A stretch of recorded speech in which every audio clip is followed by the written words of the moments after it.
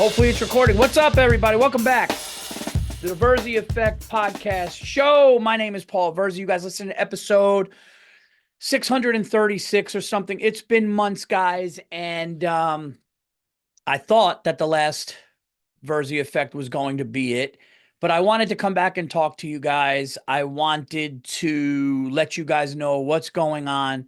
A lot of amazing news. You guys are getting another podcast from me coming up soon. Probably we're working on it now. We're getting episodes going now. We got the new studio going.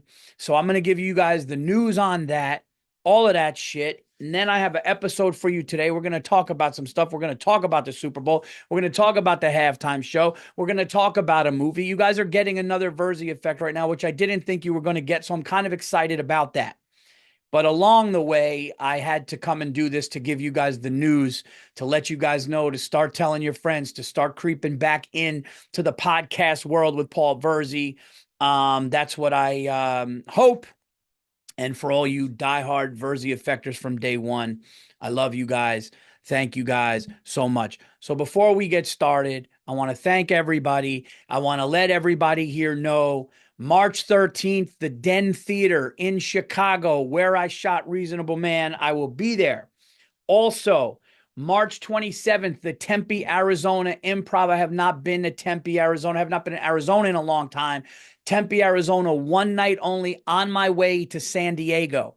Okay, so it's going to be Thursday night, March 27th, Tempe, Arizona. Tell your friends. It's going to be a great time.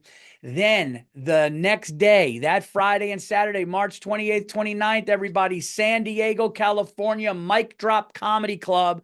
For the first time, I'm doing Mic Drop. I cannot wait to do that, so check that out. And then on my way back from San Diego, we just added Sunday. Okay, we just added Sunday, Denver Comedy Works downtown. So I'll be in Denver on March 30th, one night only, on my way back from California. It's going to be a long run that week. It's going to be a great time that week. It's going to be a fun run is what I should say. So check that out. Also, if you are a fan of mine and you are in the tri-state area, I'm going to be running my new hour, new jokes, working on stuff at the Town Crier in Beacon, New York on April 25th. And there's more dates at paulvirzi.com. Thank you for everybody that's watching and has watched and shared and liked Reasonable Man on YouTube. Continue to watch it. Continue to share it. Continue to share the clips of it. I really appreciate that. I put up my own money for it, did it my way, didn't have to answer to anybody, and I just did it. So check that out. And if you did already, thank you very much. Now, I want to give you guys let me see what time it is here too. I want to give you guys here a little breakdown of what's going on with the Virzi Effect and what's going to be moving forward, what's going to be going on moving forward with the podcasting. So I will do this Virzi Effect this week and probably one more Virzi Effect next week. Okay. Then the Virzi Effect name will be done, discontinued, but sometime in March, maybe the first week of April. Okay. But sometime in March, we are hoping to launch. I mean, we're definitely going to launch it. I'm just giving you guys the dates. A new podcast I'm doing. The podcast is called Paul's Best Podcast. Now you ask, well, why such a generic, weird name, Paul's Best? Because it's not just going to be the best podcast I've done, but I will be sitting with a guest every week, okay? You will get some rants from me alone, I'm sure, sometimes. I'm sure there's going to be times where I'm in the studio just doing my own thing. But I am going to have guests come in, and we are going to talk about the best of something. So if it's somebody that's into food, it will be the best restaurants they could recommend in the world, in the country, in cities. Okay. It could also be somebody, the best dining experiences they've ever had. It could also be a guest that loves sports, and we talk about the greatest sporting events we've ever been to. It could be that. It could be somebody into cars, the greatest cars in the world, greatest car experiences, greatest car, that they've ever driven, all that stuff. It could be the best moments somebody's had with a sibling. It could be the best fucking gambling experiences. It could be the best time you were high or drunk and you had a great time, greatest parties you've ever been to. So it's going to be a positive, upbeat stuff with a guest talking about all the best shit that they've ever done. Now, where do you come in? Here's where you come in. We have an email. Some people have already been writing to it, but people didn't really know exactly what it was.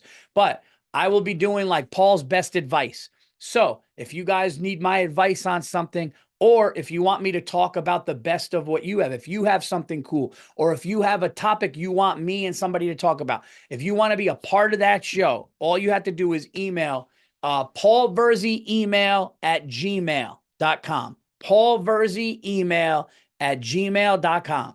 Write in if you need my advice. Just put in parentheses, need Paul's best advice here. And I will do that.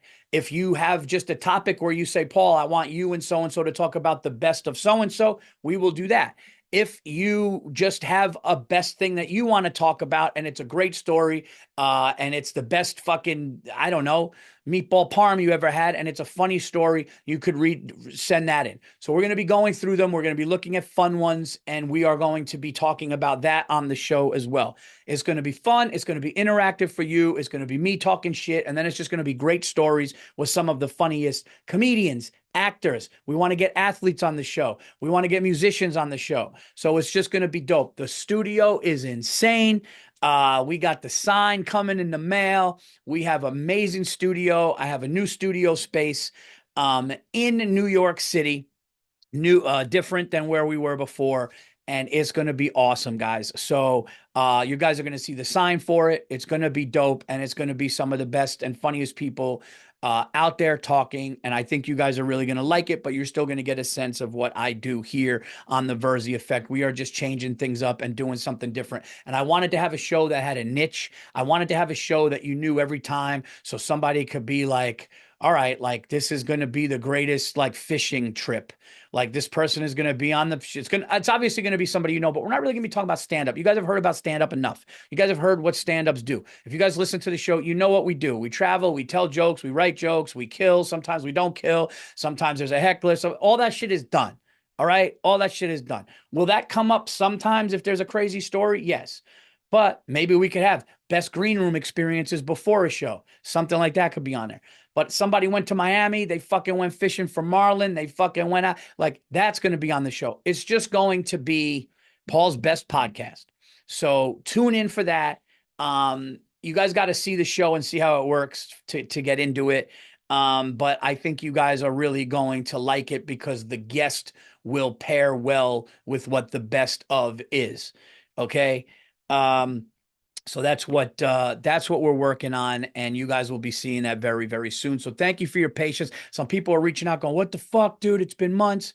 You're right. But look, man, you gotta, when you do something new and you try to build something and you're pushing something in another direction, you have to do it right and it has to take time. I've took forever to try to figure out which way to go. And this is what kept coming up. We talked to producers and this is what we are doing. So there you go. Now let's get into Virzi Effect 636. All right, guys, I am freezing my balls off. I may have to do this because it is so cold right now. Here, I'm in my studio off of my garage in Upper Westchester County in New York. And yeah, this thing is not heated right. Me and my wife are doing more changes in our house. We're going to be knocking down walls. I'm going to be putting in maybe an extension on the house. All kinds of shit's going on. So bear with me with the hood, with the fuck. I feel like putting gloves on. I'm freezing my nuts off in here. But let's first talk about the Super Bowl. Okay. I know it's a few days removed and a lot of people have been talking about it. People have been asking me about it. So yeah, so I got the pick wrong. I was saying to myself, Mahomes and them, the way that everything has gone their way, they get to the Super Bowl. Of course, they're going to get the three-peat, be the first in history, and then probably take a little dip. Boy, was I wrong. I don't want to say shout out to the Philadelphia Eagles, but look, they fucking just took it to them. It did remind me of when the Giants beat the Patriots. When I saw Brady get sacked 2 times in a row by the Giants, I'm like, something's different here. That's what was happening with Mahomes. He was never comfortable at all. He was running for his fucking life. He was throwing interceptions because he was getting bumped at the line of scrimmage when he was trying to throw the ball. Philadelphia didn't even blitz, and I think they sacked him 6 or 7 times. Kelsey had an awful game. It was just all Philadelphia from the gate. And you know what? Saquon Barkley, it hurts. I'm glad that Saquon won, but I'm also glad that he didn't have a big game in that game. Is that petty? I don't know, maybe, but it's the Philadelphia Eagles that are a rival of my New York Football Giants. So fuck them. You know, good for them, good for their fan base. I got a lot of friends. There's a lot of fans in Philadelphia who are amazing to me. I really do love the people of Philadelphia. So, but as far as the Eagles, you know, what do you want me to say? It would be like an Eagles fan just being happy for the Giants. It can't happen. I'll take it this far. I was invited, guys. I was invited to go to the Super Bowl. Now, I went to the Super Bowl last year for our Anything Better podcast, our podcast for BetMGM. Shout out to BetMGM, who sent our podcast to the Super Bowls. Me, Bill Burr, Mike Bertolina, who's a producer, Andrew Themlis. We did a live show at a comedy club, a live Anything Better. We did our picks, and then we were there, and we had great treatment. This year was just to go, no work, just to go leisure. I was able, or would have been able, to go to a local airport, fly there privately, and get the VIP treatment the whole way. Here's the catch, and here's why I didn't do it. Because I would have been having to hang out and be around the Eagles. I would have been on the sidelines with the Eagles. And God forbid they won, which they did, I would have had to be around that celebration. And if you think for 1 minute you're going to see Paul Virzi hanging on the sidelines of the Eagles while they're celebrating after a Super Bowl, fuck that. I said no to the private jet. I said no to VIP treatment. I said no to probably bumping elbows and rubbing elbows and being around a lot of people in my business. Probably would have been good for me to do, to just be there, you know, starting to act a little more, want to act more, want to be, you know, do certain things that I want to do in this business, even though stand-up is number one, always will be number one. Can't wait for you guys to see the new stuff. But I just said no. You want to know why? Because I'm fucking loyal. Okay, I'm loyal to the New York Football Giants. If it was the Commanders, maybe I would have went. If it was the, you know, the Bills and the Lions, would have went. Would have enjoyed a Super Bowl. I don't really have a dog in the fight. I'm a Giants fan, but there's no rival here. I can't go and enjoy myself when my team's bitter rival is having a night and doing that shit and beating a team that was going for history. I can't do it. And your boy sat it out. I stayed home. I bet. I lost a little bit of money. I played darts. I ate wings. I had a couple of beverages, and that was it. Okay, so that's where my loyalty stands. All right, guys, before I continue with this episode of the Virzi Effect, we have to shout out our sponsor. It is Factor, everybody. I love Factor. Ready to optimize your nutrition this year? Factor has chef-made gourmet meals that make eating very easy. They're dietitian approved and ready to heat up in just 2 minutes so you can fuel right and feel great no matter what life throws at you. All right. Lose up to 8 pounds in 8 weeks with Factor Keto meals. Based on randomized controlled clinical trial with Factor, keto results will vary depending on diet and exercise. Guys, I'm not joking around. My Factor package came in the mail yesterday. My wife, myself, and my daughter all ate it. It was insane. I had the pasta with the chicken thigh and broccoli. Honestly felt like I was at a restaurant. My wife had the bolognese. She absolutely loves bolognese, loved it. As we're eating it, we're going like, this is insane. And you pop it in the microwave for 2 minutes and you have a gourmet meal. I'm not even kidding, guys. Get Factor. My stomach was like flatter this morning. And I'm not making this up, and I'm not saying this because they sponsor the show. I have a friend who was on Factor, and he did it for so long, and he lost 40 pounds and felt great. So you can lose weight, you feel better, and the meals are restaurant quality. Here's a promo that we have here.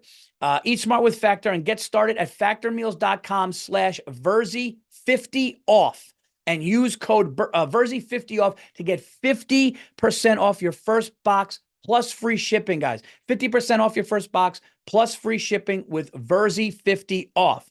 That's code Virzi50 off at factormeals.com/Virzi50 off to get 50% off plus free shipping on your first box. Dude, I'm not going to lie. The chicken thigh with the pasta and the pasta they have, it's weird that you put it in a microwave for 2 minutes and it's like al dente and amazing. And you lose weight. You cannot lose with Factor. So get it. All right, let's get back to the show. Now, as far as the halftime show, look, I'm tired of this whole, it wasn't just a performance, it was a message to the government. Nobody gives a fuck.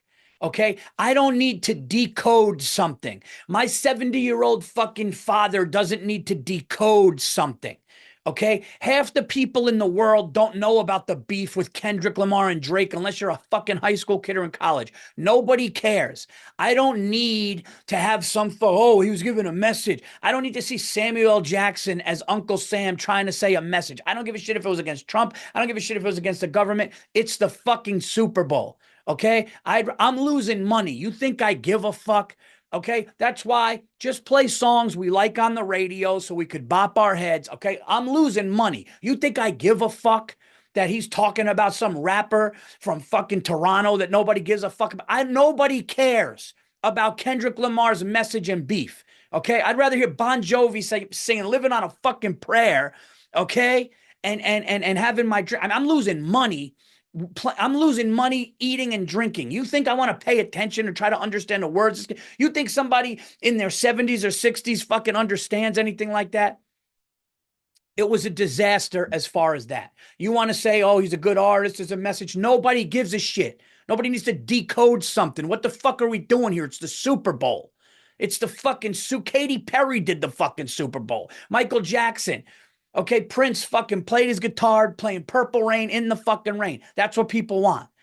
Not fucking a choreographed dance by a fucking rapper who's going after another rapper in Toronto nobody knows about. What are we, nuts? It was fucking ridiculous. Stop this whole, it was a message. It was a message. I'm down $1,000 and I'm fucking shoving wings in my head. You think I need to pay attention to that? Ridiculous. Half the people, if you fucking go into New York City right now and you call people off the street and you ask them to point fucking California on a map, half of them can't do it. You think they're going to decode a fucking rapper at the Super Bowl that they never heard of? So it was ridiculous. It was ridiculous. I love hip hop. I've been listening to hip hop since 1992. Kendrick Lamar is incredible, one of the best. But you can't make a beef that you have with another rapper part of a Super Bowl show when people are, they showed videos of 70-year-old fucking people, 50-year-olds going, what? What is he saying? What does he mean? No, because they don't want that. They want to hear a fucking popular song that they hear all the time, bop their head, and get back to the fucking game, and hopefully they win. Plus, people, the Super Bowl, half the people watching the Super Bowl are losing right now. They're losing. They're getting destroyed. They're losing money. They're going to sit there and try to fuck decode things. What does this mean? What does that mean? They're not like, who? Who the fuck? It's ridiculous. It's fucking ridiculous. Okay? Get fucking Jelly Roll up there to go, but it'll be all right. Whatever the fuck he says. And we go on with our lives. You know? I just don't understand this whole subliminal message thing. Nobody knows. Nobody gives a fuck. It's crazy to me. It's crazy to me. I spilt this shit on. Anyway, so that's my thing. Anyways, I don't know what else to say, really. So that's my whole thing with the Super Bowl and the halftime show and people going, oh, people are going to say Kendrick Lamar's halftime show is terrible. They don't understand what he did and the message and how it doesn't matter what he did. It doesn't matter the message. A fucking 7-year-old sitting down watching the football game with his father and trying to understand the first Super Bowl. There's little kids that watch that shit and they're like, oh, And it's like they need to understand that he had a beef with a rapper that he's still having a beef with forever, and it's like the craziest shit in the world. It's so fucking stupid, is what it is. It's fucking stupid. Do that shit on your album. Do that shit on radio stations. Do that shit at your shows. When you're performing for the Super Bowl, anybody. And I like Kendrick Lamar. Kendrick Lamar, I mean, he had a couple songs during the Super Bowl which I liked, but it should have stuck to that instead of all. I need to see Serena Williams crip walking or whatever. Like, what are we doing here, man? What are we doing? Honestly, as crazy as this is, I would rather a Taylor Swift show. Put on one of these young fucking Sabrina Carpenter or fucking Olivia Rodrigo. Even if it sucks, at least you're fucking, when you're going to dip your wing in blue cheese, you're fucking in the background. You're going, oh, I know this song. Yeah, good for her. That's what you do. You don't sit there in this whole deep bullshit. Anyway, I'm done with that. All right. Let's talk about some movies that I saw. And by the way, don't worry. All these rants, they're going to be on the new podcast, whether I'm with a guest or not. It's going to be the same. It's going to be better. And you trust me. Trust me. I got you guys. I didn't do the Virzi effect for all these years to just not give you guys something. Okay? Now, let's talk about another thing that bothered me and pissed me off. And I'm in a good mood today. Okay? But let's talk about another thing. Another thing, if this fucking computer dies, I should be all right for the next little bit. Another thing I want to talk about is I saw the movie Gladiator 2. Okay? Now, let me preface this by saying I was very scared and nervous about seeing Gladiator 2.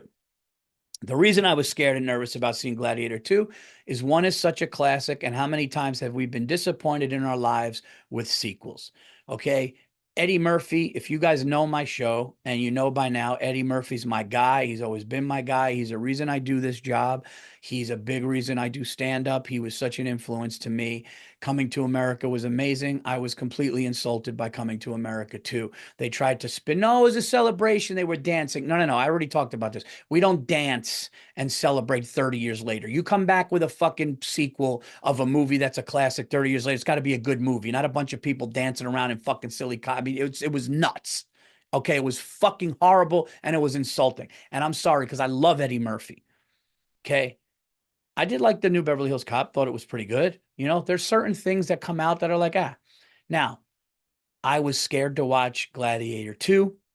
I was hearing some good things, but I was also hearing some bad things. Then Dave Portnoy, shout out to Dave Portnoy, Barstool Sports. I usually agree with Dave, but he's going on there and he's like, yo, this is the worst movie. I fucking waited and I watched and I settled down and I made it a night. So horrible. What a piece of shit. So that scared me. And I'm like, all right, now I'm probably not going to watch it.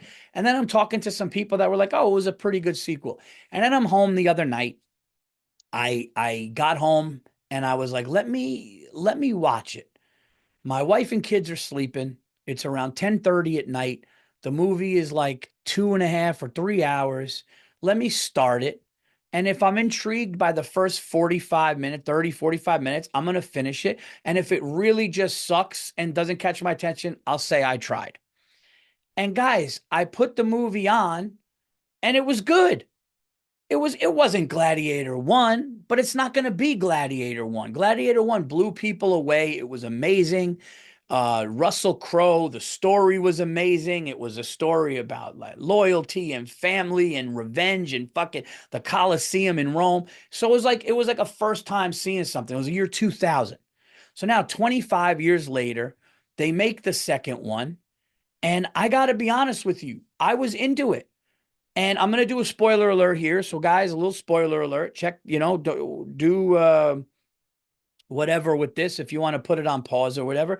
There were things in it that were like, all right, I didn't know. When they put water in the Colosseum and they had sharks in there and they had the boats, I'm like, oh, this is a bunch of bullshit. But guess what?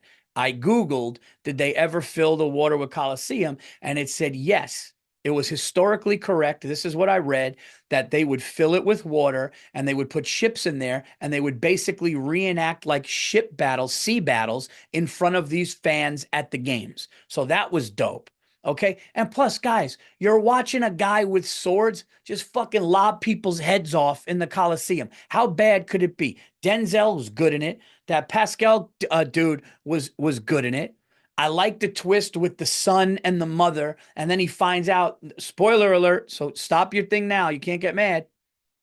But then you find out who his father was. I'll just say that. You find out who his father was, which was pretty cool. He was a great fighter. I mean, dude, at the end of the day, fine. You want to say the story was similar. People are like, oh, the story was forced. I got to fucking plug this in. Okay. Sorry about that. Dude, every obstacle that's happening to me today trying to get this podcast done is fucking happening. Everything. Uh, so yeah. So I don't know what these people wanted. I don't know why I just turned into Trump right there, but I don't know what these people wanted. You know, like yes, some crazy things happen a little bit, but you want to say, look, the two things I would say about it, which made it not insane, was story very similar to the first one. Okay. Story very similar to the first one. And like I don't know, a couple of far-fetched things I could have done without the fucking rhinoceroses and the monkeys at the beginning. Other than that though, I mean, dude, it was dudes getting their, fighting with swords. It was, trying to stop the emperor, fighting for your mother, fighting for your country. I don't know. I liked it. I thought it was pretty good. I was completely into every minute of it. So there you go. That's how I felt. And I don't know what else to say. Those sequels usually suck, especially when the movie is a classic. To be completely honest with you. So yeah, that's pretty much how I feel about Gladiator. And I gotta be honest, like, I don't think, guys, the director like Ridley Scott, who made obviously the first one, he's not going to take a beautiful classic movie like that. He's got enough money. Ridley Scott's got enough money, okay? I don't think he's going to take a classic movie like that and and and ruin it. I don't think Denzel Washington's going to read that script and go, it sucks, but let's do it. Like, and being it. No, I think they looked at it and they were like, okay, this is a similar story to the first one, which was a great movie, and we're going to make it our own. And that's how you got to do it. How many disaster Star Wars, but then J.J. Abrams did Force Awakens, and Force Awakens, say what you want about it, it kind of fit the storyline of the original Star Wars, and that's when things started to get better. So yes, similar story, but fucking good. I would say to anybody, man, if you liked the first one, I can't see you watching this going, "Oh, this sucks." I can't see you watching this movie if you loved the first one and thinking it's now look, the first one was a 5 star out of five stars. This one, I don't know, 3.1, 3.2. I don't know what you wanted from it. That's my question. If you hated it, what did you want from it really? Because if you loved the first one, this kind of gave you some of that. There you go. Said my piece about the Super Bowl, said my piece about Gladiator 2, and that's it. I don't know what else to, I'm just like, because look, man, you go in, let's be honest, you go into a sequel, it's rough when it's 20 years later. It is. I got to do the research on it, but I haven't, like, the best one maybe ever after years and years was probably Top Gun Maverick. Top Gun Maverick was probably the best one. But when they try it other times, dude, it's just not, it's just not. Or when they try to do a remake like fucking Space Jam 2, oh my God. Or White Men Can't Jump. I mean, dude, some of these are nuts. So anyway, I enjoyed it. I'm a kid that I like a good story and I like good acting. And I thought that had both of them. Now, uh, the New York Knicks, I'm a little worried. because we didn't really make a move, and the Boston Celtics are still better than us as of right now. Now, we didn't have OG and Anunoby playing when we played them, so that's a big difference. But yeah, I mean, I hope when we're fully healthy we can beat anybody. But you know how I am with the Knicks. It's wishful thinking, but they're doing great. Baseball star. The nice thing is we don't have to worry about any pain with the New York Giants. I will say this. The New York Giants have the third pick. Okay. Um, I know some people. I talk to some people. Okay. Let's just say your boy knows some people.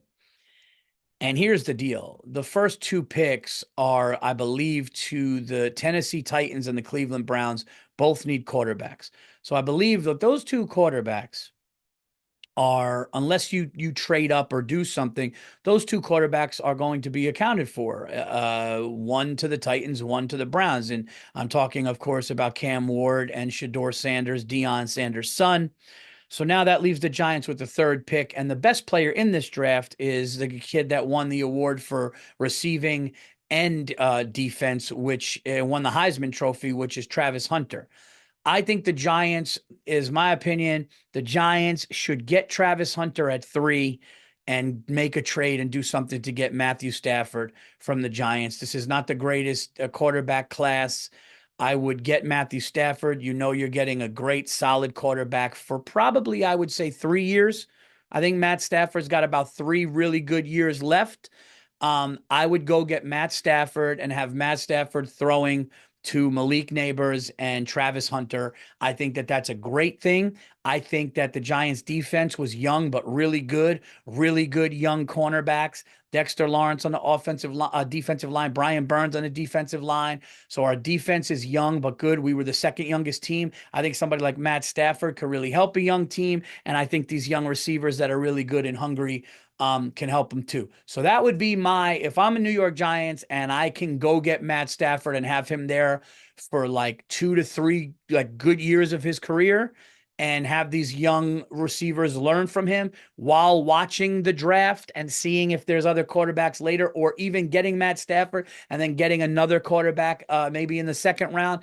I think I would do that. I think I would do that if the other two you just can't get. Now, you have to ask yourself a question. If you can trade up and get one of these first two, do you do that? That's where my expertise can't come in because I'm not a scout. I tell jokes for a living in comedy venues. So that's as far as I go with that, everybody.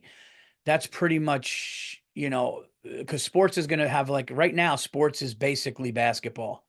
And and baseball doesn't come back until what, April, May. That's when people really start even caring about it. So that's all we got. That's pretty much, once the Super Bowl's over. And that really sucks, man. Like having a bad Super Bowl. Like, because if you had a hangover from like an amazing Super Bowl, right? I don't care. This has nothing to do. I'm not trying. This is not sour grapes on the Eagles, okay? But like, if you have a Super Bowl where you're like, oh my God, everybody's locked in, and the last couple of plays of the game are going to be, you know, the last couple of plays of the game are going to determine it, or there's an amazing catch at the end, or some shit like that. Then you're like, oh my God, that game. And then a few days go by and you're still thinking about it, talking about it. When it's over at halftime, and you're just like, then you're like, man, I need football again. So I feel like it's like, let's get back to it as soon as possible, because there was no fight in that at all. The Chiefs looked bad from the gate. That really did suck. But again, guys, come and see your boy. Go to paulvirzi.com. Check me out. I am coming to Chicago the 13th of March, Tempe, Arizona, the 27th of March, 28th and 29th of March. I will be in San Diego, California at Mic Drop. The 30th of March, I will be at the Denver Comedy Works. So 27th Arizona, 28th, 29th San Diego, 30th Denver, and of course March 13th at the Den. April, check me out at the Town Crier in Beacon, New York.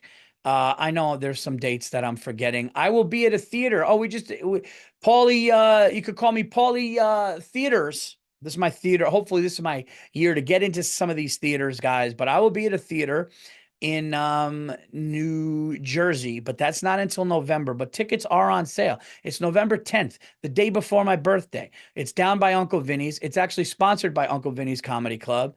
And you guys can get tickets there. So if you go to paulverzi.com, or if you just type in Paul Verzi, New Jersey, Uncle Vinny's, it will come up and you will see the theater that I'm at, the Algernon or some shit like that. The Algernon Theater. I will be there on November 10th. That is down in New Jersey. And a lot more dates are coming, guys. So you could check me out all over the place. Check out paulverzi.com, and definitely check out me and Bobby doing Bone to Pick. Anything better, we'll find out when we're going to do that. Probably mainly for football, but we'll try to do a couple before the next football season. And of course, Paul's Best podcast, which is coming very soon. But until then, check this one out. I'm going to probably do one more Verzi effect. I had to thank all of you people for always supporting me over the years. And that's why I'm not just going away and not doing anything else. You guys have been there for me, and I want to be there for you guys. I love when you guys come up to me at shows. I love when you guys, talk about the pod and talk about things that I've talked about because you guys are listening. I don't sell tickets on the road, and I don't have this amazing career, which I'm very very humbled for, because I don't have it without you guys. So I truly don't know what to say other than you guys are really the reason for me to continue to do this all the way back. Look at this. Look at this. What I got on my desk here, all the way back. Do you remember this poster?